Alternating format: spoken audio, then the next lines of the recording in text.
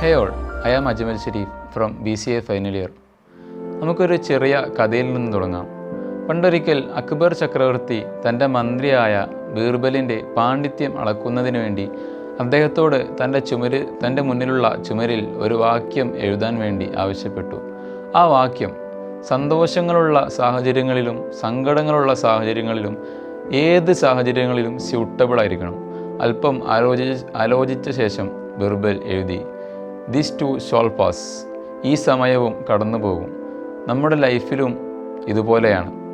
Ups and downs ആയാലും സങ്കടങ്ങൾ നിറഞ്ഞ നിമിഷങ്ങളായാലും സന്തോഷങ്ങൾ സമ്മാനിക്കുന്ന നിമിഷങ്ങളായാലും കാലമാകുന്ന ചക്രം എല്ലാത്തിനെയും അകഞ്ഞു മാറ്റിക്കൊണ്ട് കറങ്ങിക്കൊണ്ടിരിക്കും. If you are going through a tough phase in life, take a moment to reflect on Birbal's wisdom. Challenges are temporary, but the strength you build during these times is eternal.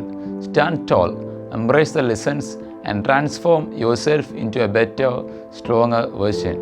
The future is yours to shape. Let it shine brighter than ever. Thank you.